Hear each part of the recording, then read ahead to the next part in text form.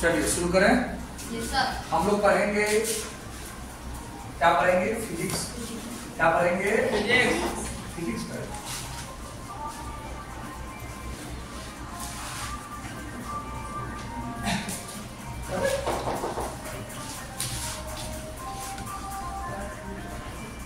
क्या पढ़ेंगे हम लोग अभी? फिजिक्स। फिजिक्स के स्पेलिंग बोलिए। फिजिक्स को हिंदी में क्या बोलते हैं? कौन सा पार्ट पढ़ेंगे? नाम क्या है? प्रकाश का प्रकाश का प्रकाश का प्रकाश के अपवर्तन में आपको पढ़ना है। प्रकाश का परावर्तन तो पढ़ चुके हैं आप हमसे।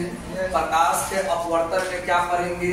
प्रकाश का अपवर्तन पारदर्शी माध्यम में होगा, पारदर्शी माध्यम में होगा या अपारदर्शी माध्यम में होगा?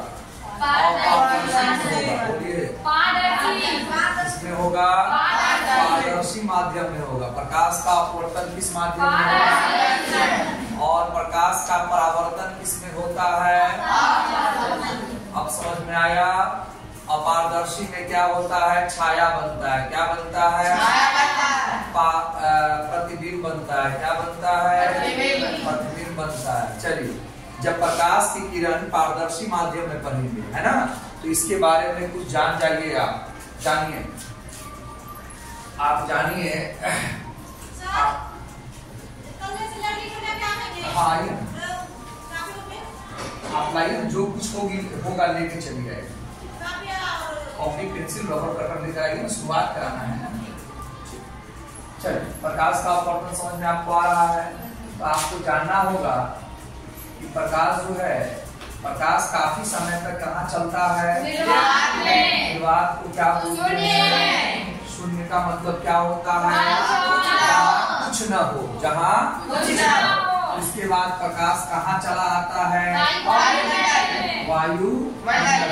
फिजिक्स के भाषा में आप निर्वात, शून्य और वायुमंडल तीनों को एक ही मानेंगे, जबकि वायुमंडल में बहुत सारी गैसेस पाई जाती है, धूलकण पाई जाती है। आई बात समझ में आपको? चलिए, तो प्रकाश निर्वात, शून्य और वायुमंडल में चलता है। तो इसमें निर्वात, शून्य या वायुमंडल में प्रकाश की चाल कितनी होती है?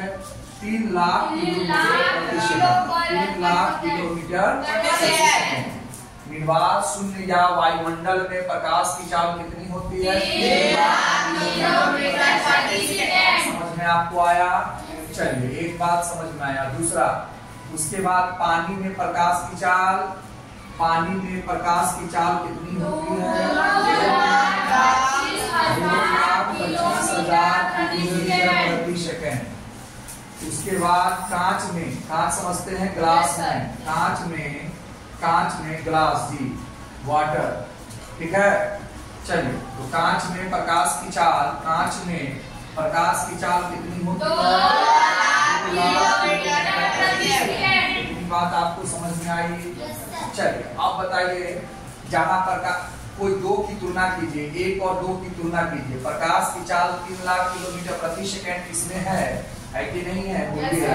है। और 2,25,000 इसमें है। तो इस 2 की अगर तुलना किया जाए तो निर्वात जो है, शून्य और वायुमंडल जो है, ये कौन सा माध्यम माना जाएगा? विरल माध्यम। क्या माना जाएगा? विरल माध्यम। समझते हैं? और ये कौन सा माध्यम माना जाएगा? सघन माध्यम माना जाएगा। मानते हैं इस बात को? जहां प्रकाश की चाल कम, वो जगह हो जाएगा घना, जहां प्रकाश की चाल ज्यादा, वो हो जाएगा हटा, खाली। जहां रास्ता खाली मिलेगा वहां स्पीड ज्यादा हो जाएगी, और जहां स्पीड कम होगी वो घना हो जाएगा। जहां एरिया घना रहेगा वहां स्पीड क्या हो जाएगी? कम हो जाएगी। और जहां प्रकाश की चाल ज्यादा होगी वहां घनापन क्या होगा? कम होगा। तो जहां घनापन कम होगा उसको कहते हैं विरल माध्यम, और जहां घनापन ज्यादा होगा उसको क्या कहते हैं? सघन माध्यम। ये भी बात समझ में आ गई है? विरल माध्यम का मतलब क्या होता है? जहां भीड़ भड़का कम होगा वहां स्पीड क्या होगी? ज्यादा होगी। और जहां भीड़ भाड़ ज्यादा होगा वहां स्पीड स्पीड क्या होगी, जहाँ भीड़ भाड़ ज्यादा होगी उसको क्या बोलेंगे, सघन। तो बताइए अगर 2 और 3 में तुलना किया जाए तो 2 क्या हो जाएगा आपका, विरल हो जाएगा। 2 क्या हो जाएगा, विरल हो जाएगा। और कांच जो है वो क्या हो जाएगा। तो इस 3 को हम लोग लेके चलेंगे। अपवर्तनांक आपको याद कराया था कि जिस माध्यम का अपवर्तनांक, वो बॉक्स में टेबल में मैंने कहा था, याद कर लीजिएगा। जिस माध्यम का अपवर्तनांक जितना ज्यादा, बोलिए, जिस माध्यम का अपवर्तनांक अधिक होगा वह सघन होगा। जिस माध्यम का अपवर्तनांक कम होगा वो विरल होगा। इसका मतलब ये हुआ कि शून्य या वायुमंडल का अपवर्तनांक कम होगा और पानी का अपवर्तनांक क्या होगा, ज्यादा। आप याद करेंगे तब उसमें लिखा हुआ पानी का अपवर्तनांक कम होगा और कांच का अपवर्तनांक ज्यादा होगा। जिसका अपवर्तनांक ज्यादा वो सघन और जिसका अपवर्तनांक कम वो विरल। इतनी बात आपको समझ में आ गई होगी, ठीक है। और जो तो विरल माध्यम का अपवर्तनांक क्या होगा, बोलिए, अपवर्तनांक क्या होगा बाबू, कम होगा। अपवर्तनांक क्या होगा, कम होगा। विरल माध्यम का अपवर्तनांक क्या होगा, और स्पीड कैसा रहेगा, ज्यादा रहेगा। स्पीड क्या रहेगा, ज्यादा रहेगा। सघन माध्यम का अपवर्तनांक क्या होगा बाबू, अपवर्तनांक क्या होगा बाबू, और स्पीड क्या हो जाएगा, कम हो जाएगा। इतनी बात आपके अंदर में चली गई बढ़िया से या नहीं गई, बोलिए। ये भी बात आपको क्लियर हो गया। चल, उसके बाद आप हमसे पढ़ेंगे दर्पण में क्या पढ़े थे, याद कीजिए। दर्पण में पढ़े थे जब प्रकाश की किरण आती है तो टकरा करके उसी माध्यम में वापस लौट जाती है। ये दर्पण में पढ़े थे। तो दर्पण में क्या था कि एक भाग आपने पेंट कर दिया था और ये क्या था, पारदर्शी या अपारदर्शी। पेंट कर करके आप अपारदर्शी बनाए थे। अपारदर्शी वस्तु जो होता है प्रकाश को अपने में से जाने नहीं देता है। इतनी बात समझ में आई। चलिए अब आप पढ़ रहे हैं हमसे पारदर्शी माध्यम। कैसा माध्यम पढ़ रहे हैं, ये सब जितनी भी चीजें लिखी गई हैं सब पारदर्शी है। सब क्या है, पारदर्शी है। उसी में कुछ कम घना है, कुछ ज्यादा घना है। कम घना है, कम घना को विरल कहते हैं, ज्यादा घना को सघन कहते हैं। विरल का अपवर्तनांक कम हो जाएगा, सघन का अपवर्तनांक ज्यादा हो जाएगा। विरल सघन समझ में ना आवे, अगर स्पीड से विरल और सघन समझ में ना आवे तो अपवर्तनांक से विरल और सघन समझ सकते हैं। आई बात समझ में।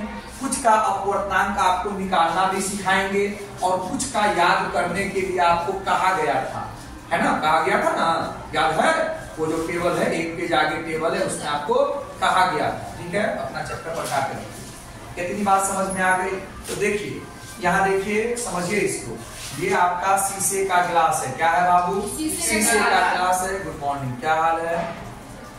देखिए उधर, इसमें आपने पानी डाल दिया। क्या डाल दिया है, और ये कौन सा माध्यम है, वायु माध्यम है ना। तो वायु माध्यम से वायु माध्यम में जब आप प्रकाश का स्रोत रखेंगे, अब तो सूरज बोलना जरूरी नहीं है ना, तारा बोलना जरूरी नहीं ना है, टॉर्च बोलना जरूरी नहीं है। चंद्रमा यहाँ पर बोल देंगे तो चलेगा कि नहीं चलेगा, नहीं चलेगा। चंद्रमा के पास अपना प्रकाश नहीं है, कैसे चलेगा चंद्रमा के पास अपना प्रकाश नहीं होता। तो इस बिंदु से प्रकाश निकलेगा। ये प्रकाश का स्रोत है। जिसके पास खुद का प्रकाश हो उसको प्रकाश का स्रोत कहते हैं, ठीक है ना। तो इस बिंदु से प्रकाश निकलेगा तो काफी समय तक ये कहाँ चलेगा, वायु में चलेगा। वायु में चलेगा कि नहीं चलेगा। उसके बाद वो किस में जा रहा है, पानी में जा रहा है। तो माध्यम बदला कि नहीं बदला, कुछ समय तक वो वायु में है, कुछ समय तक वायु में है। आपका प्रकाशीय स्रोत भी वायु में है। और क्या हुआ है, ग्लास के अंदर जो पानी है उसमें वो चला गया, इसमें वाटर है, पानी है। आई बात समझ में। चलो, प्रकाश की चाल को किससे सूचित करना चाहिए, सी से। किससे सूचित करना चाहिए, सी से। तो प्रकाश की चाल को सी से सूचित करना चाहिए। और आप किसमें घुस रहे हैं, पानी में घुस रहे हैं, तो शॉर्टकट में आप क्या लिखेंगे, CW। आई बात समझ में। ध्यान से देखिए एक एक बात। प्रकाश की चाल को किससे सूचित करेंगे?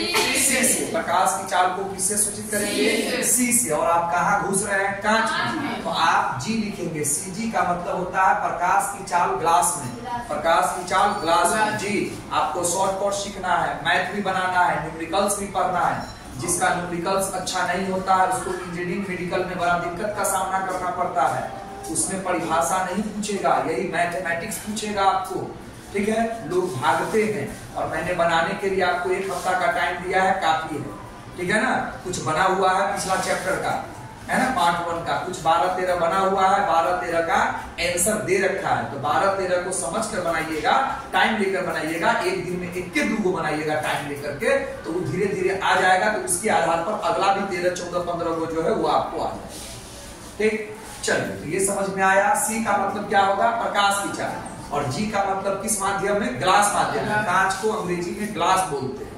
ठीक है, सी मतलब प्रकाश की चाल, डब्ल्यू मतलब वाटर। ठीक है ना, वाटर में प्रकाश की चाल। तो पानी जब जाएगा, ये जो प्रकाश की किरण वायु माध्यम से किस माध्यम में जाएगा? वाटर माध्यम में जाएगा। तो देख रहे हैं पूरा का पूरा पार कर जा रहा है, पूरा का पूरा पार कर। अभी इतने जानिए, इतने अभी जानिए, पूरा का पूरा पार कर रहा है। टकरा रहा है कि गुजर जा रहा है? उसमें गुजर जा रहा है या टकरा के लौट जा रहा है? जैसे लौटना होगा तो आप चले जाएंगे परावर्तन में। इसका मतलब आपके दिमाग में चैप्टर 1 चल रहा है। अपवर्तन में ऐसा नहीं होगा। प्रकाश की किरण एक पारदर्शी माध्यम से दूसरे पारदर्शी, वायु भी पारदर्शी है और पानी भी पारदर्शी है। आप पारदर्शी माध्यम पढ़ रहे हैं इस चैप्टर में। एक पारदर्शी माध्यम से दूसरे पारदर्शी माध्यम में जाता है तो उसी में चला जाता है। उसी में क्या होता है? चला जाता है। इतनी बात समझ में आ गई? चलिए, उसके बाद आपको बताऊं प्रकाश के अपवर्तन का कुछ उदाहरण मैंने आपको बता रखा था। प्रकाश के अपवर्तन का कुछ उदाहरण आपको मैंने बता रखा था, जिसमें आपको मैंने क्या बताया था कि शीशे के बुयाम में, है ना, शीशे के उस जार में पानी में रखा हुआ नींबू, आप बाहर से देखेंगे तो नींबू अपने अवास्तविक आकार से बड़ा दिखता है। दिखता है ना बड़ा? वो क्यों दिखता है? प्रकाश के अपवर्तन के कारण। आप प्रकाश का अपवर्तन का काम कहाँ कहाँ है, वो हम कहाँ कहाँ अपने दैनिक जीवन में देखते हैं, वो आपको समझना पड़ेगा। यूं ही कोई चीज नहीं पढ़ रहे, उसका इस्तेमाल कहीं ना कहीं पर है। जो भी चीज आप पढ़ रहे हैं उसका इस्तेमाल कहीं ना कहीं पर है। ठीक है ना, इसीलिए आप पढ़ रहे हो। और पढ़ करके इसी दुनिया में आपको वर्क करना है। मान लिया पढ़ लिया कुछ और जब इस दुनिया में वर्क करने गए तो पढ़ाई किसी काम का नहीं है, तो कोई फायदा तो आपको होने वाला नहीं है। अब उस समय में, उस उम्र में फिर आप क्या सीखिएगा? ये सीख कर जाइएगा, यही काम को वहां करना है आपको। तो वो जो शीशे के जार में पानी में रखा हुआ जो नींबू होता है, तो अपने बाहर से देखने पर अपने वास्तविक आकार से कैसा दिखता है? बड़ा दिखता है। तो वो किसके कारण है? प्रकाश के अपवर्तन के कारण। एक उदाहरण आपने देख लिया नींबू पानी वाला, देख लिया कि नहीं देख लिया? बोलिए, नींबू पानी का देख लिया बाबू। ठीक है, दूसरा पढ़ेंगे तो और नजर आएगा आपको। दूसरा मैंने बोला था कि आप शीशे के गिलास में पानी डाल दो और अपने पेंसिल को डालो। पेंसिल को डालोगे तो जितना हिस्सा पेंसिल में रहेगा वो थोड़ा सा मुड़ा हुआ रहेगा, थोड़ा सा टेढ़ा रहेगा। ठीक है ना, थोड़ा सा कैसा रहेगा देख लीजिए, थोड़ा सा कैसा रहेगा। यहाँ तक सीधा रहेगा और यहाँ पर टेढ़ा हो जाएगा, थोड़ा टेढ़ा हो जाएगा। ठीक है ना, तो जो ये क्यों हुआ है? प्रकाश के अपवर्तन के कारण। प्रकाश के अपवर्तन के कारण पेंसिल का मुड़ना, पेंसिल का मुड़ना, पेंसिल का मुड़ना। कहाँ मुड़ना, बात समझ रहे हो कि नहीं समझ रहे हो? ठीक है ना, एक पेंसिल को आप जब डालेंगे शीशे के ग्लास में जिसमें पानी भरा हुआ है, तो जितना हिस्सा ऊपर रहेगा वो सीधा रहेगा, क्योंकि अभी वो वायु माध्यम में है। और जितना हिस्सा पानी में जाएगा तो वो क्या हो जाएगा? थोड़ा सा मुड़ा हुआ प्रतीत होगा। हम बताएंगे हम, अभी इंतजार कीजिए। जो लोग का पिछला क्लास छूटा हुआ, इंतजार कीजिए। तो वो इस तरह से मुड़ा रहेगा। आपने कहा ना कि प्रकाश लौटेगा नहीं, आगे बढ़ जाएगा। तो आगे बढ़ेगा तो वो अपने पहले का रास्ता को छोड़ देता है, वो थोड़ा सा मुड़ जाता है। मुड़ने की घटना ही प्रकाश का अपवर्तन है। लौटने की घटना प्रकाश का परावर्तन है। लौटने की घटना प्रकाश का परावर्तन है। अब मुड़ने की घटना क्या है? प्रकाश का अपवर्तन है। परावर्तन की घटना अपारदर्शी माध्यम में होती है और मुड़ने की घटना पारदर्शी माध्यम में होती है। आप जितना भी यहाँ पर एग्जाम्पल लेंगे सब आपका पारदर्शी होगा। उसी पारदर्शी में कोई कम घना है, कोई ज्यादा घना है, लेकिन सब पारदर्शी होगा। ठीक है ना, सब पारदर्शी होगा। चलिए, उसका तीसरा मैंने आपको ये बता रखा था रसगुल्ला के बारे में। क्या बता रखा है? रसगुल्ला के बारे में। रसगुल्ला के बारे में, रसगुल्ला जब रस में रहता है तो बाहर से देखने पर जितना बड़ा साइज उसका होता है उससे वो थोड़ा सा बड़ा साइज दिखता है। क्योंकि आपकी जो आंखें हैं वो किस माध्यम में है? हवा माध्यम में, वायु माध्यम में है। और आपका रसगुल्ला किस माध्यम में? पानी माध्यम में है, रस माध्यम में है। तो जाहिर सी बात है कि सघन विरल तो होना ही है। सबसे ज्यादा विरल माध्यम तो आपका हवा ही है, जहां कुछ नहीं है। इससे ज्यादा सघन तो कुछ ही नहीं है। ठीक है ना? आई बात समझ में आपको? चलिए, तो 3 एग्जाम्पल देखा। चौथा एग्जाम्पल मैंने दिखाया आपको कि बाल्टी में पानी भर दो और सिक्का को डाल दो, है ना? तो आपको लगेगा सिक्का तो है पेदी में, लेकिन आपको लगेगा सिक्का कुछ उठा हुआ नजर आ रहा है, पेदी से थोड़ा सा ऊपर उठा हुआ नजर आ रहा था। ये भी प्रकाश का अपवर्तन ही है। सिक्का वाला, पानी में सिक्का, पानी में सिक्का। 5वां देख लीजिए, इसी से दूसरा समझिए। वो क्या होता है कि जब आप पोखर में टपते हो तो जितना उसका तल रहता है तो तल रहता है ज्यादा। बच्चे को लगता है कि नहीं वो तो तल ऊपर है, उसको ऐसा लगता है कि तल क्या ऊपर है। जैसे पांव अंदर किया वो सीधे नीचे चला गया, डूब गया, मर गया। उसको एहसास नहीं है इस बात का। तो आइंदा अब जो आप ये पढ़ लिए हैं, तो आप किसी पोखर में कभी टपोगे, किसी नदी में टपोगे, तो अब तो तुम समझ जाओगे कि ओ तल जो मुझे ऊपर दिखाई दे रहा है ये वास्तविक में नहीं है, वो और नीचे है। तब आप समझ के करोगे। इसीलिए वो लाठी वगैरह से, डंडा वगैरह से तल को नाप करके नीचे उतरना चाहिए। ठीक है ना? आई बात समझ में? ऐसे तो आप लापरवाही करोगे, लेकिन आज पढ़ लीजिए तो इससे आप जीवन में कभी भी आपको पोखर में, तालाब में उतरने का होगा तो एक तो आपको तैरने भी आना चाहिए। दूसरी बात, आपको अंदाजा होना चाहिए कि जितनी गहराई दिखाई दे रही है उससे ज्यादा वो गहरा है ना? क्योंकि तल क्या होता है? तल समझते हुआ जिस पर पैर आकर के रुक जाए उसको तल कहते हैं। तो तल क्या होगा? थोड़ा ऊपर नजर आएगा।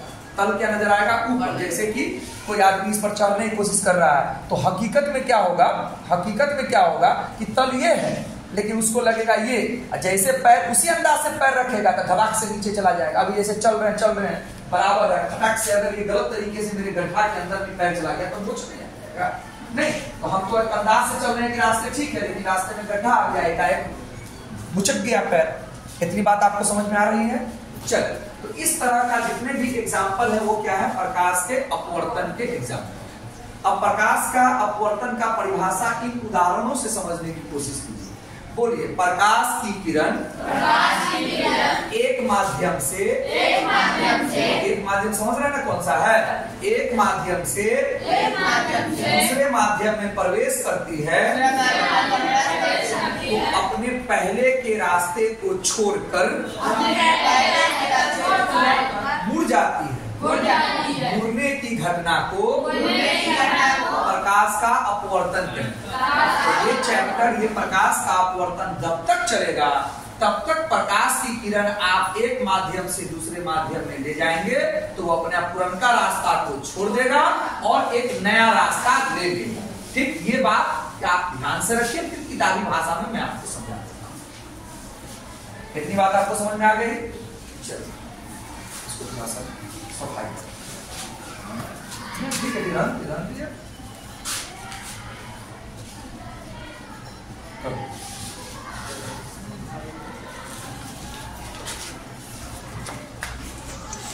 अपवर्तन क्या पढ़ेंगे बाबू? प्रकाश का अपवर्तन। क्या पढ़ेंगे? प्रकाश का अपवर्तन। प्रकाश का अपवर्तन। प्रकाश का अपवर्तन। क्या पढ़ेंगे? प्रकाश का अपवर्तन। तो प्रकाश का अपवर्तन को आप चित्र की मदद समझिए। प्रकाश का अपवर्तन की व्याख्या करें। व्याख्या कैसे व्याख्या होता है ध्यान से लो बेटा। ये तो अभी पूरा एक ही माध्यम है, अभी तो पूरा एक ही माध्यम है ना? ये पूरा हवा एक ही माध्यम है। हमको तो पानी ला के दिखाना होगा ना आपको। इसी प्रकार ये पूरा बोर्ड अभी क्या है? एक माध्यम। तो इस माध्यम को आप क्या करो? इस लकीर के द्वारा दो माध्यम में तोड़ दो, है ना? ये लकीर क्या हुआ है? ऊपर एक माध्यम है, नीचे एक बात। तुम अपने भाषा में चलो। एक माध्यम ऊपर वाला हिस्सा है, किससे? इससे ऊपर वाला हिस्सा है, और इसके नीचे कौन सा माध्यम है? दूसरा माध्यम। तो ये आपका पहला माध्यम है ना? पहला माध्यम है। माध्यम कैसा होना चाहिए बाबू? पारदर्शी। और ये आपका कैसा माध्यम है? दूसरा माध्यम है। माध्यम कैसा होना चाहिए? पारदर्शी। अभी नाम मत लीजिए, वायु हवा सबको छोड़ के रखिए, है ना? तो ये पहला माध्यम है और ये दूसरा माध्यम है। तो आप जानते हैं इसको पेंट करेंगे तब तो परावर्तन हो जाएगा। हम तो अपवर्तन पढ़ रहे हैं, तो पेंट नहीं करना है। पारदर्शी माध्यम है ना, तो ऐसा माध्यम है पारदर्शी माध्यम है, ऊपर का हो या निचला हो, कैसा माध्यम है पारदर्शी। तो पारदर्शी माध्यम में क्या होगा, जब प्रकाश की किरण एक माध्यम से दूसरे माध्यम में आना चाहेगी तो देखिए क्या होगा, जब तक वो अपने माध्यम में रहेगा एकदम सीधा रहेगा। जब तक वो अपने माध्यम में देखिए एकदम सीधा रहेगा। अब इस माध्यम में इस बिंदु पर वो टकरा गया, जिसको आप आपतन बिंदु कहते थे ना। तो अगर माध्यम हम नहीं लेते, अगर हम इसको बंटवारा नहीं करते तो ये क्या होगा, सीधा निकल जाता। अगर मैं अलग अलग माध्यम नहीं करता, केवल एक ही माध्यम रखने देता तो इस प्रकार जाता है ना। प्रकाश की किरण सरल रेखा में चलना पसंद करती है, लेकिन आपने क्या किया, माध्यम को अलग अलग कर दिया। इससे ऊपर एक माध्यम, इसके नीचे दूसरा माध्यम। तो इस लकीर के वजह से आपने क्या किया, दोनों माध्यम को अलग अलग। अब क्या होगा, गौर से देखिए, ये आपका आपतन बिंदु है कि नहीं है। आपतन बिंदु पर एक अभिलंब डालना सीखे थे कि नहीं सीखे। एक एक पॉइंट को समझो बेटा, एक एक पॉइंट को समझो, मन मार के समझो। पॉइंट क्लियर होगा, आगे आपको फायदा हो जाएगा। समझ कर पढ़ोगे। कैसे क्वेश्चन आंसर पहला लेसन का धुआं उड़ा दिए थे, उसी तरह लेसन 2 भी धुआं उड़ाओगे। एक हफ्ता इंतजार करो। चलिए, तो ये आपका क्या है बाबू, अभिलंब। ये क्या है बाबू, अभिलंब। और ये आने वाला जो प्रकाश की किरण है, इसको आप क्या कहते हैं, आपतित किरण कहते हैं। आपतित किरण कहते हो कि नहीं कहते हो, जानते हो कि नहीं जानते हो। तो जब प्रकाश की किरण एक माध्यम से दूसरे माध्यम में, जब प्रकाश की किरण एक पारदर्शी माध्यम से दूसरे पारदर्शी माध्यम में, बोलते बोलते आ जाएगा, हर बार तो पकड़ाएगा नहीं। तो जब प्रकाश की किरण एक पारदर्शी माध्यम से दूसरे पारदर्शी माध्यम में जाती है, तो क्या होता है कि वो अपने पुरनका रास्ता से मुड़ जाता है। तो या तो मैंने अभी माध्यम का नाम नहीं रखा है, ना मैंने विरल रखा है, ना मैंने सघन रखा है, ना मैंने पानी रखा है, ना मैंने कांच रखा है, ना मैंने हवा रखा है। जानबूझ के पहले फॉर्मूला समझ लो। प्रकाश का अपवर्तन कहते हैं। जब प्रकाश की किरण एक माध्यम से दूसरे माध्यम में जाएगी, तो इसका जो पुरनका रास्ता है ना बेटा, वो इस रास्ते को छोड़ देगा। वो जो ये रास्ता है इसको छोड़ देगा। या तो वो क्या करेगा, अभिलंब की ओर मुड़ जाएगा। यही ना आपका अभिलंब है। या तो वो अभिलंब की ओर मुड़ जाएगा, या अभिलंब से क्या हो जाएगा, दूर भाग जाएगा। बात समझे? कहने का मतलब, जब प्रकाश की किरण ए से चल रही थी तो बी तक तो वो ठीक ठाक आया, क्योंकि वो एक माध्यम में था। अब जब दूसरे माध्यम में बारी आई, तो अगर दूसरा माध्यम मैं नहीं लाता तो वो बी रास्ते से चलते चलते किस रास्ते पर आता, सी पर आता, अगर मैं माध्यम को अलग अलग नहीं करता तो। लेकिन क्या हुआ, इस लकीर से आपने क्या किया, माध्यम को अलग अलग नाम दे दीजिए। इस लकीर को XY नाम दे दीजिए। रट के पढ़िएगा तो नहीं होगा, नाम दे दीजिए, अपना मन से नाम दे दीजिए। XY है लकीर, जिसके वजह से माध्यम अलग अलग हो गया। चलो, अब क्या है, आना चाहिए था उसको A B के बाद B से C आना चाहिए था, लेकिन अब इस रास्ते को वो छोड़ देगा। तो प्रकाश की किरण जब इस रास्ते को छोड़ेगा, तो या तो वो चला जाएगा D के पास, या वो चला जाएगा E के पास। ये बाद में आपको पढ़ना है, कब D जाएगा कब E जाएगा। अभी बात समझिए। तो बोलिए, जब प्रकाश की किरण एक माध्यम से दूसरे माध्यम में, जब प्रकाश की किरण एक पारदर्शी माध्यम से दूसरे पारदर्शी माध्यम में जाती है, तो वह अपने पूर्व के पथ से, माने पहले, वह अपने पहले वाले पथ से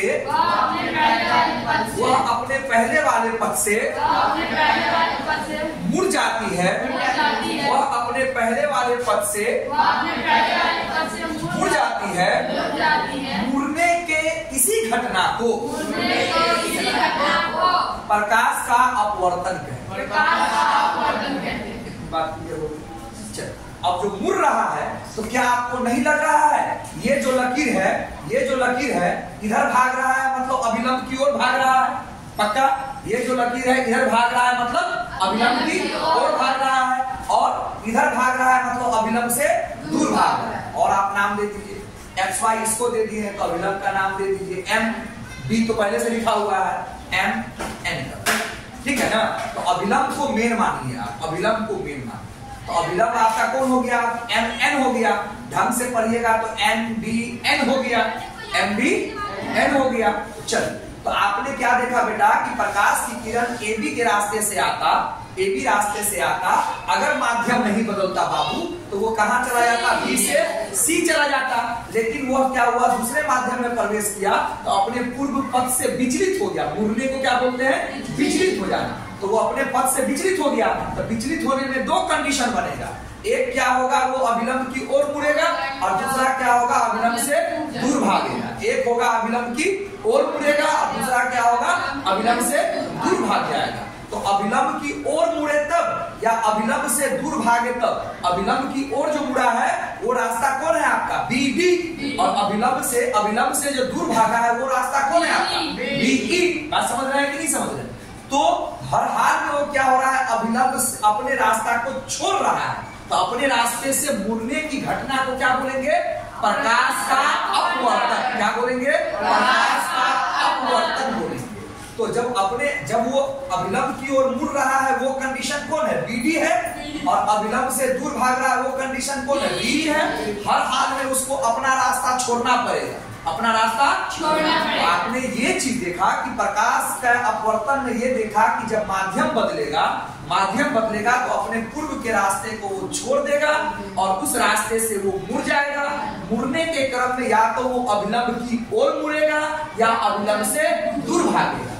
कब अभिलंब की ओर मुड़ेगा, कब अभिलंब से दूर भागेगा, वो हम बाद में बताएंगे। लेकिन ये तो गारंटी हुआ कि अपने रास्ते को छोड़ेगा, अपने रास्ते से छोड़ देगा, अपने रास्ते से मुड़ जाएगा, और मुड़ करके या तो वो कहां भागेगा, अभिलंब की ओर या अभिलंब से दूर। इतनी बात क्लियर हो गई। अब चलो मैं आगे बढ़ता हूं। तो आप किसी एक को अभी समझो बेटा, किसी एक को समझो। आना था इस रास्ते से, इस रास्ते को छोड़ दिया, इस रास्ते से आना। तो ये देखिए, ये जो कोण बन रहा है वो कौन सा कोण बन रहा है, आपतन कोण, याद होगा।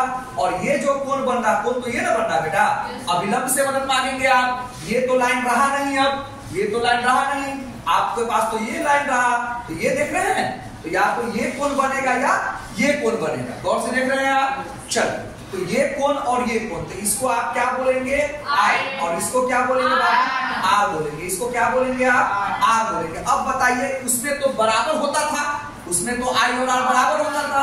आप चित्र से बताइए, क्या आई और आर बराबर है? नहीं है ना। तो आपने क्या देखा, जब अभिलंब की ओर मुड़ता है, जब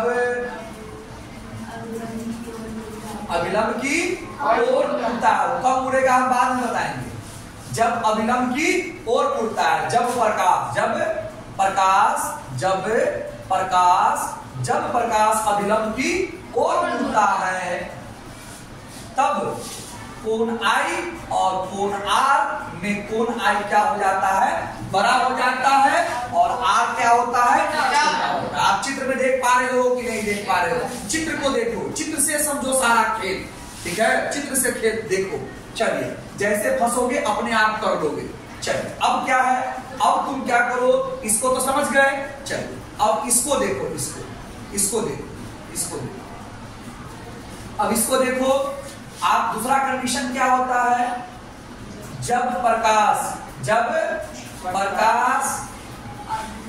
लंब से दूर भागता है, नहीं दूर भागता है कि नहीं भाग रहा है, ये अभिलंब की ओर आ रहा है, वो अभिलंब से दूर भाग रहा है ना। तो गौर से देखो बेटा, अब उसको देखो, तो अब तो इसको तुम छोड़ दोगे ना, इस टाइम को तो छोड़ दोगे। तो गौर से देखो, ये देखो, ये ना देखना है, यही को ना देखना है, ये तो रहा ही नहीं, ये समझा दिया मैंने ऊपर, है ना। जब ये समझा, अब इसकी बारी आई, इसके देखो, इसको अभिलंब तो रह ही जाएगा, अभिलंब तो रह जाएगा। ये जो पुरनका रास्ता है, अगर वो रह जाता तो आई और आर तो दोनों बराबर हो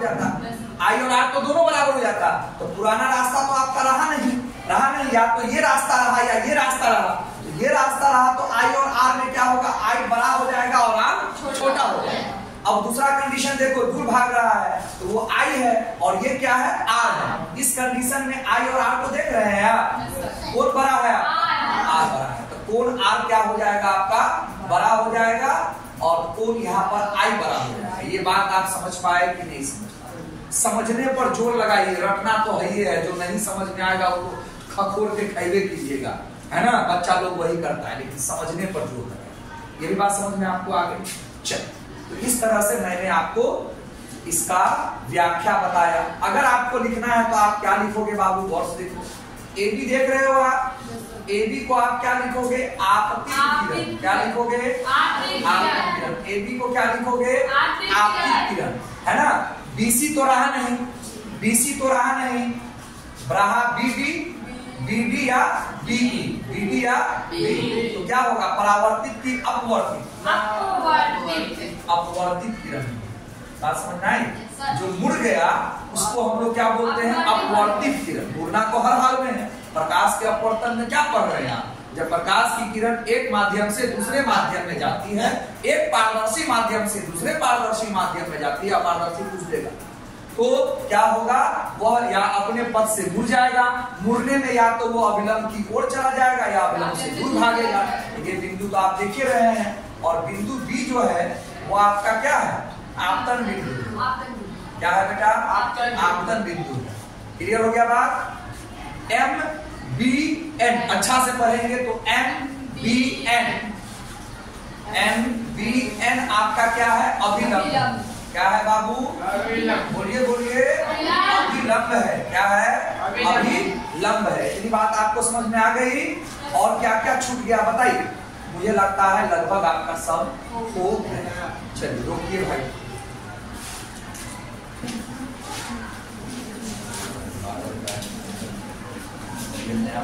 क्या हुआ बेटा, किस चीज का?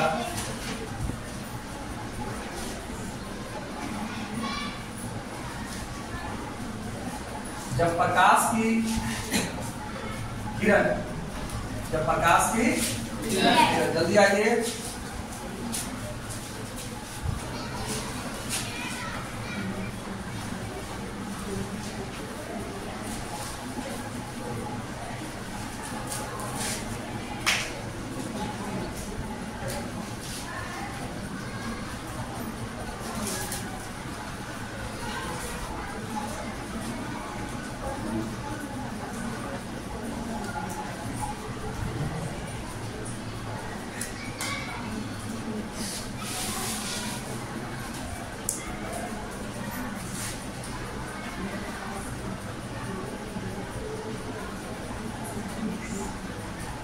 पढ़िए क्या लिखा हुआ है।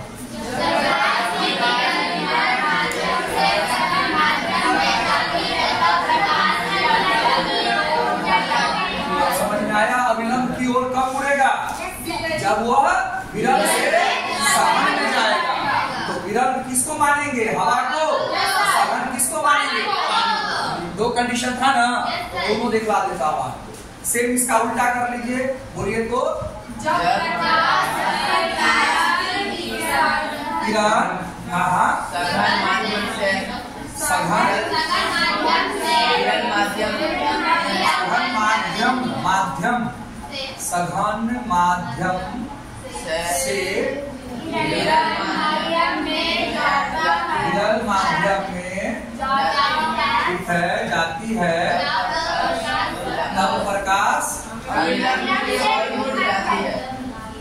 अभिलंब से दूर भागती है। तो अभी तक तो आप क्या किए थे, दोनों को एक साथ पढ़े थे, है ना, दोनों को एक ही चित्र में पढ़े थे।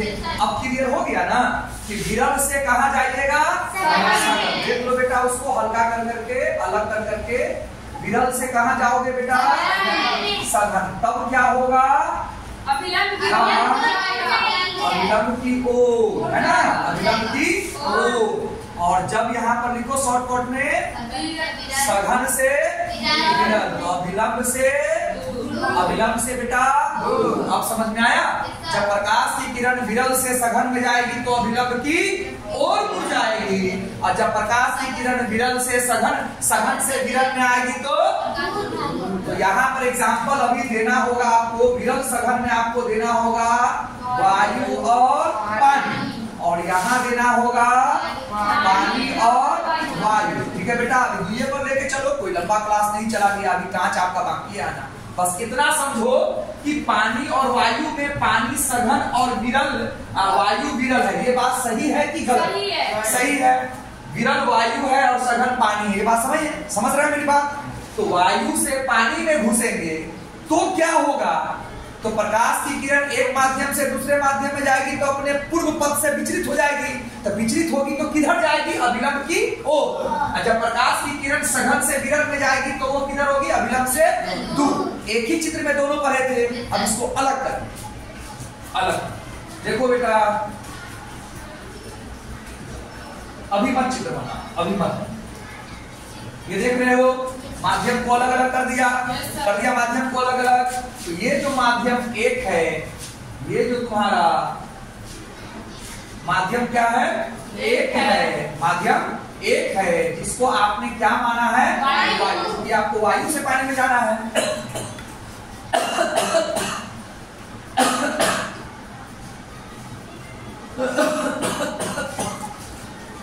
वायु कैसा माध्यम है? विरल माध्यम टू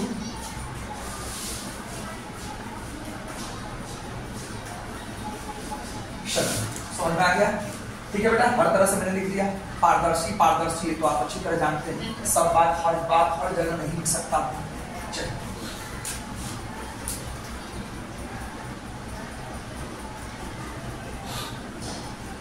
इसी रास्ते पर जाना चाहेंगे कि मुड़ेंगे?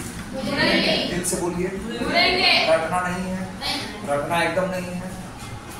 अलग अलग करने वाले माध्यम का नाम एकदम नहीं रटना है, दिल से भी नहीं रटना है, समझने की चेष्टा करना है। एक दिन स्लो रहिए, कोई बात नहीं है ना? स्लो रहिए, पहले बेस मजबूत कर लीजिए। अब प्रकाश की किरण कहाँ से आ रही है? एक गोली मारो तो एक समझा चुका हूँ। कहीं से पकड़ लो, कहीं से पकड़ लो। कहाँ से पकड़ ले? ओ से पकड़ ले, पी से पकड़ ले, क्यू से पकड़ ले, आर से पकड़ ले। देखिए आर कहाँ तक चली गई? एस तक चली गई, एकदम ठीक ठाक।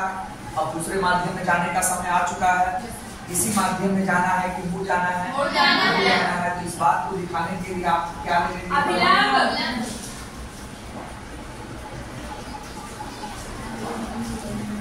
क्या लेंगे आप? अभिलंब। P Q R S हो चुका है, R S T U ले लीजिए आप। ठीक है बेटा, तो आपकी किरण का नाम R S है। एक बात और कर दे बेटा लाल, अगर माध्यम नहीं बदलते, चालू है, अगर माध्यम नहीं बदलते तो R से जो S पर गया है तो S के बाद वो कहाँ चला जाता बेटा? T पर चला जाता। अगर माध्यम नहीं बदलता तो T पर चला जाता, लेकिन माध्यम बदला है। चलिए रुक जाइए। P Q R S T, ये रहा U, ये रहा V। तो अब आपको ये रास्ते पर रहना है, किस रास्ते को छोड़ना है? अपने पूर्व पथ पर रहना है कि पूर्व पथ से विचलित हो जाना है? पूर्व पथ पर रहना है कि पूर्व पथ से पूर्व पथ से मुड़ जाना है? मुड़ जाना है। तो कहाँ मुड़ना है आपने क्लियर कर दिया है। विरल से सघन जाएगा तो अभिलंब की ओर। अभी आपका दोनों कोण बराबर है कि नहीं है बाबू? आई और आर बराबर है, लेकिन हमको ये नहीं पढ़ना है बेटा, क्योंकि उस रास्ते पर तो आपको रहना नहीं है, मुड़ जाना है। मुड़ गया, पूरा सटा के नहीं मुड़ाइएगा, जितना आपका चित्र है उसी हिसाब से हटाइए। आपको तो दिखाने से मतलब है कि रास्ता नहीं, ये रास्ता है, मतलब जो वहां जाना चाहिए था वो यहाँ है ना? कि यू हो गया, बी हो गया, तो क्या हो गया? आना था एसटी से, आ गया एसडब्ल्यू में। सर आप किधरे क्यों लाए हैं? क्योंकि क्लियर है कि आप विरल से सघन में जा रहे हैं। क्लियर है? देखते, मन मार के देखिए बाबू, है ना? 12th में वहीं पर मन करेगा कि साइंस में घुसे कि आर्ट्स में घुसे, वहीं पर मन करेगा। तो साइंस अच्छा रहेगा तब तो साइंस में घुसिएगा बेटा, साइंस अच्छा रहेगा तब तो साइंस में घुसिएगा। उस समय आपका अपनी मन करेगा, आप पूछने भी नहीं जाएगा कि मैं तुझे साइंस ले कि आर्ट्स ले। इसलिए प्लीज आप देखिए, हमको क्या जरूरत है इतना लेक्चर देने का? हम तो डंडा चला कर और टीचर की तरह आपका क्वेश्चन आंसर सुनना शुरू कर देते, ठीक है ना? वो जरूरत है, आप बेस तो बना दो, बेस बना दो। कितना हो गया? अब जो आप कोण देख रहे हो, अब जो आप ये कोण देख रहे हो, तो ये बड़ा लग रहा है, ये क्या लग रहा है? छोटा। अगर किसी को लग रहा है कि ना बराबर है तो बेवकूफ है, बराबर ये है, ये है बराबर, ये है बराबर। बात समझ रहे हैं? अगर उसमें भी आपको कंफ्यूजन महसूस हो रही है, कोई बात नहीं, आपके पास वो नहीं दीजिए और मुड़ना तो आपको बेटा हर हाल में है। हाँ, यू भी अब बताइए छोटा पड़ा कि नहीं पड़ा? तो ये बड़ा है, ये छोटा है। तो अभी कुछ देर पहले जो वहाँ पर लेक्चर लिखे थे कंबाइन, तो इस चित्र के लिए आप क्या बोलेंगे? ये आपका आई है और ये आपका आर है। जब प्रकाश की किरण विरल माध्यम से सघन माध्यम में जाती है तो किधर हो जाती है? एक नियम कंफ्यूजन होगा, चित्र बनेगा, कंफ्यूजन होगा, चित्र बनेगा, ठीक है ना? क्या होगा? चित्र बनेगा। तो विरल वायु, विरल का मतलब क्या है? खूब स्पीड में प्रकाश चल रहा था, अब क्या चला गया? सघन में चला गया, तो स्पीड कम हुआ, स्पीड कम हो गया तो वो किधर मुड़ा? अविरल की ओर। किधर हो गया? बात समझ रहे हैं? जब वो विरल में था, वायु गोली मारिए विरल और सघन पर आ जाइए, नाम तो कभी भी ये बदला जा सकता है। तो विरल में था तो स्पीड काफी था, प्रकाश था। अब वो क्या हुआ कि सघन में घुसा, तो सघन में घुसा तो आपने उसका स्पीड कम कर दिया। सर आपको कैसे मालूम? आपको भी पता है बेटा, 3 लाख प्रति सेकंड किसका था? वायु का। पानी का कितना था बेटा? 2 मीटर प्रति सेकंड। 2-4 इसीलिए आपको रटवाया गया है। अगर ये भी धोखा दे दे तो अपवर्तनांक से पकड़ लेंगे स्पीड। अपवर्तनांक आपको याद करने के लिए कहा गया है। हीरा का अपवर्तनांक 2.42 सबसे ज्यादा होता है, इसीलिए उसमें प्रकाश का स्पीड सबसे कम होता है। अपवर्तनांक ज्यादा तो स्पीड कम, अपवर्तनांक ज्यादा तो स्पीड कम। इसका ये मतलब हुआ कि वायु का अपवर्तनांक क्या रहा होगा? पानी की अपेक्षा ज्यादा रहा होगा। अपवर्तनांक कम रहा होगा तब तो स्पीड ज्यादा है, और अपवर्तनांक ज्यादा रहा होगा इसीलिए तो स्पीड कम है। आप समझ रहे हैं ना? कहीं ना कहीं से निकाल देंगे। कैसे निकालते थे? आभासी से नहीं समझ में आता तो सीधा से आभासी निकालते थे कि नहीं? उल्टा से वास्तविक निकालते थे कि नहीं? बार बार कर रहे थे वास्तविक फंसाएगा, तो आप उल्टा के पास चले जाओ, उल्टा से वास्तविक लिखना सीखो। याद आ रहा है आपको? चलिए, तो आप अपने आंख से देखो, आई और आर को देख रहे हो कि नहीं? आई और आर को देख रहे हो कि नहीं? 30,000 लिखा दो। अब बोलो बेटा, चलिए, थैंक यू। ऐसी समझ के पढ़िए, आई और आर बेटा समझ के पढ़िएगा तब तो लिखिएगा। तुक्का मार करके स्कोर थोड़ी ना होता है, तुक्का मार करके स्कोर नहीं होता है, वो तो कभी कभार, वो भी कम, है ना? आपको कंफर्म करना है मुझे 300 क्रॉस करना है तो तुक्का नहीं चलेगा, ठीक है ना? हाँ, उसमें 300 क्रॉस है, अब आपको समय बचा हुआ है, आंसर पता नहीं है, तो उसमें आप तुक्का मारे तो 10 में से 5 को ठीक, 5 को गलती, 5 को तो बढ़ गए, 5 को तो बढ़ गए, बस समझ रहे हैं ना? वहां पर ये काम होता है। तो आई और आर में बेटा कौन बड़ा लग रहा है? आई बड़ा लग रहा है, तो आप क्या बोलेंगे? जब प्रकाश की किरण विरल माध्यम से सघन माध्यम में आती है तो प्रकाश किरण हो जाती है। जब प्रकाश की किरण विरल माध्यम से सघन माध्यम में आती है उस समय क्या होता है? आपतन कोण बड़ा और अपवर्तन कोण छोटा। परावर्तन का तो नाम नहीं लीजिएगा, ठीक है ना? आपतन कोण क्या हो जाएगा? बड़ा, और अपवर्तन कोण क्या हो जाएगा? छोटा, है ना? ये आपकी आपतित किरण है और ये आपकी क्या है? परावर्तित किरण। ये आपकी कैसी किरण है बेटा? परावर्तित किरण। लेक्चर लिखने की जरूरत नहीं है।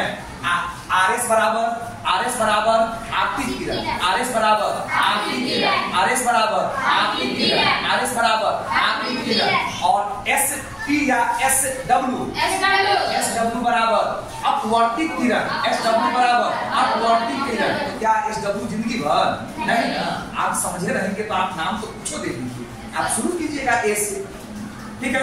इतनी बात आपको समझ में आ गई। तो प्रकाश की किरण विरल माध्यम से सघन में जाएगा तो किधर घूमेगा? जब प्रकाश की किरण विरल माध्यम से सघन माध्यम में रहेगा तो आपतन कोण बड़ा हो जाएगा, और आपतन कोण बड़ा हो जाएगा, अपवर्तन, है ना?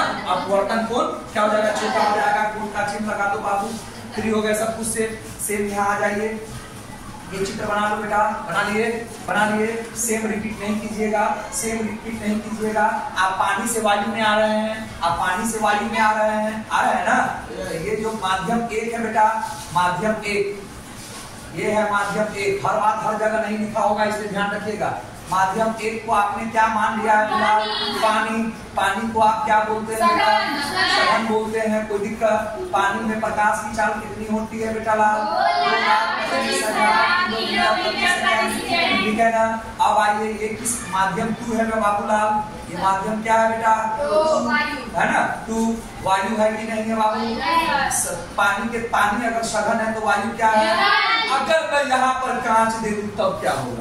ये विरल और ये सघन। जी, पानी और कांच में ये विरल हो जाएगा और ये सघन हो जाएगा। तो ये आपका कौन सा माध्यम हो गया? विरल हो गया बेटा। इतनी बात समझ में आ गई। वायु में प्रकाश की चाल कितनी होती है? 3 लाख किलोमीटर प्रति सेकंड। 3 लाख किलोमीटर प्रति सेकंड। इतनी बात समझ में आ गई। पानी का स्पीड कम है, इसका मतलब पानी का जो अपवर्तनांक है, अपवर्तनांक क्या रहा होगा? ज्यादा रहा होगा कि ऊपर है। स्टाइल समझिए, है ना। और इसका अपवर्तनांक क्या रहा होगा? इसका अपवर्तनांक क्या रहा होगा बाबूलाल? कम रहा होगा। तो क्या होगा? तो क्या होगा रटा चुका हूँ, लेक्चर देकर के समझा देता हूँ, समझे रहिएगा। माथा कंफ्यूज करेगा, है ना। क्वेश्चन लिखना है, छूट रहा है कुछ क्वेश्चन, माथा लगाइएगा, लिखा जाएगा। रेडी। प्रकाश की एक किरण है, जब तक अपने माध्यम में रहेगी तब तक एकदम सीधा चलेगी, उसको छेड़छाड़ नहीं करना है। ये आपका आपतन बिंदु है। चलिए ए से पकड़ लेता हूँ, है ना। इसको दे दो एक XY, रटो मत बेटा लाल। ए और क्या हो गया? बी। अगर माध्यम अलग अलग नहीं होता तो ये ऐसे चला जाता कि नहीं चला जाता? एकदम चला जाता। और किधर घूमेगा? इसके लिए पहले अभिलंब को लेकर के आइए। अभिलंब आपतन बिंदु पर डाला गया लंब को क्या बोलते हैं? अभिलंब। तो ए बी हो गया। जाना था किस रास्ते से? इसी रास्ते से। उसी रास्ते से जाएगा कि रास्ता बदलेगा? इसके लिए बदलेगा तो उसके लिए अभिलंब लेकर आएंगे। सी के बाद ये हो गया आपका डी और ये हो गया ई। और ये आपका कौन सा कोण है? आई है। आई है। आपतन कोण है आपका। आपतन कोण शुरू से पढ़े हुए हैं। आपतित किरण और अभिलंब से बना कोण को क्या बोलते हैं? आपतन कोण बोलते हैं। इतनी बात समझ में आ गई। आना था इसको ऐसे, क्या वो उसी रास्ते पर रहेगा कि मुड़ जाएगा? मुड़ेगा तो कहाँ भागेगा? अभिलंब से दूर दिखाना होगा आपको, दिखाना होगा। ये रहा आपका अभिलंब, है ना। अभी गौर से देखिए, आई और आर दोनों बराबर है कि नहीं है? है बराबर। अभिलंब से दूर भागेगा तो लीजिए भागा दूर, भागा दूर, है ना। भागा दूर। थोड़ा सा भी इधर कर दीजिएगा तो दूर है। तो आपका नजरिया होना चाहिए। तो जाना था BC के रास्ते से, है ना। DE हो चुका है, चला गया BF के रास्ते पर। अब गौर से देखिए, ये जो कोण बन रहा है I और R, है ना। यहाँ I और यहाँ क्या है? कोण I है और कोण R है। अभी कोण बड़ा लग रहा है, R आपको बड़ा लग रहा है। तो बोलिए, जब प्रकाश की किरण सघन माध्यम से विरल माध्यम में जाएगी तो अभिलंब से दूर भागेगी। पहले तो ये रट डालिए, वायु पानी तो बाद में पकड़िए लीजिएगा, पहले मेन मानिए। सघन एक वो सघन बनेगा तो दूसरा तो विरल अपने आप बन जाएगा, ठीक है ना। एक वो सघन आप हमें दोनों जगह पानी लिखिएगा क्या? नहीं ना लिखिएगा। माध्यम 1 और माध्यम 2 का मतलब माध्यम तो आप बदल कीजिएगा। यहाँ वायु तो यहाँ वायु थोड़ी ना होगा बेटा, तो 2 को माध्यम रहेगा। अपवर्तनांक से सघन विरल पकड़ा जाएगा, या स्पीड से प्रकाश की चाल से आपका सघन विरल पकड़ा जाएगा, है ना। देख रहे हैं गौर से। स्पीड क्या है? स्पीड कम है तो अपवर्तनांक ज्यादा है, और स्पीड ज्यादा है तो अपवर्तनांक क्या है? कम है। फिर आइए, स्पीड 3 है तो इसका अपवर्तनांक क्या रहेगा? कम रहेगा, ज्यादा रहेगा? ज्यादा रहेगा। और स्पीड कम है तो अपवर्तनांक क्या रहेगा?